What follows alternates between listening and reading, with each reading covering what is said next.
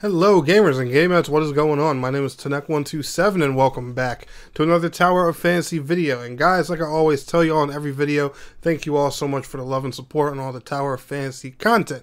If you are new here, make sure you're liking the video and subscribing to the channel. Don't worry, it's free, I promise. You won't be charged a thing. But ring that bell also so that way you never miss an upload. And if you've been around for a while, like the video and share it with a friend. It might not help you, but it could help somebody else, and it will also help me in the YouTube algorithm, and I would greatly appreciate it. Thank you guys so much. Let's go ahead and get on into today's topic. So for today's Tower of Fantasy video, it's not really, a game-breaking problem, it's no kind of issue or anything like that. This is just more so, a discussion I wanted to have with the community. And the more I play Tower of Fantasy, the more I learn about it, the more I look at some things like that. I do want to bring these kind of videos more, up to you guys, just to talk about some things. I don't think necessarily every video has got to be like a guide, or a complaint, a criticism or something like that of the game. Let's just have some civilized, simple discussion. But this is one thing that's been on my mind for a little bit now, and I kept forgetting to make a video on this topic. So, in the first area of Tower Fantasy that you encounter, Asperia, you're going to see the map. There are different nodes you can go to unlock more sections of the map. There's all kinds of stuff to do in that first area. And I love the amount of content that they packed in the Tower Fantasy, especially in that beginning area. Like, Asperia can do so much for you, leveling-wise, gearing-wise. There's all kinds of stuff around there, from towers, dungeons, world bosses. And, there's a lot to do in this area, and I love that. But there's one thing that, kind of just bugs me that I wanted to ask you guys about that I just personally don't get. Now, it's obvious that Tower Fantasy has some inspiration from Genshin Impact. Obviously, that's a no-brainer thing by now. If you've played Genshin Impact, you're probably well aware of this. And Tower Fantasy is more so like the Genshin Impact for the MMO player. I think we can all admit that there.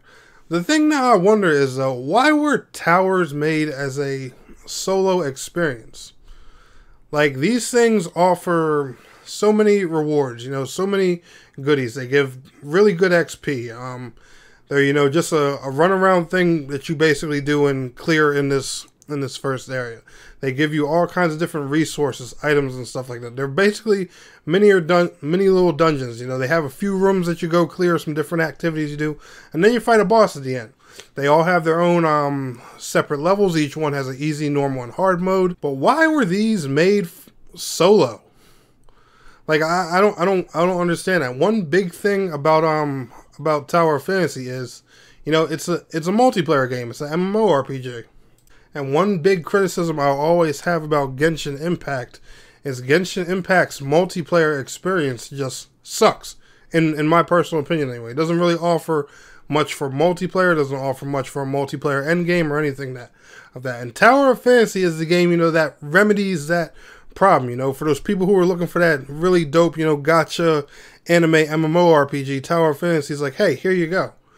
But why are these little mini dungeon things solo instances? I don't understand it. Well, I've never forget when I first tried playing this game, and me and my fiance were playing it and stuff like that. We were trying to just run into these towers together because I was playing it a bit hardcore. Obviously I'm the content creator and stuff like that. She's playing it a bit more casually. I was a bit higher level than her. She didn't even have special operations unlocked at this point. So I said, okay, I'll go take you to go clear some of your towers and stuff like that. We were like, all right, cool. That'll be something simple we can do together. We run around, then we realize we cannot enter the towers together. They're a solo activity.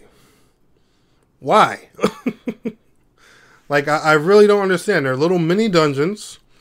If you run them on their harder difficulty, according to your level, they can be a decent XP farm, especially if, you're killing the bosses pretty quickly. And I don't see why you wouldn't be able to run this with, at least 2 or 3 other people. It doesn't have to be exactly a 4-man thing, because I get it, they're really tiny, just a couple rooms and a boss, but why not be able to at least run these with one other person? I mean, they could be used for so many different things, especially, to help the new player experience. It could even be a way to prep new players for dungeons when they finally unlock special operations. But instead, they made them solo because why? I don't know, guys. That's just been bugging me. This video probably seems silly to a lot of you, you know, and if that's the case, that's okay. You don't have to comment or participate in the conversation. You can even dislike it if you really think it's that stupid of a topic. But seriously, though, I just want to know why not make these multiplayer? I mean, it'd be an easy way to introduce new players to dungeons and stuff like that. Why not make these doable with at least, you know, 1 or 2 other people? I don't see what it would hurt. Let me know what you guys think down in the comments below. Y'all enjoyed today's video? Smash that like. I'll see y'all on the next one. Peace out. Have a good one.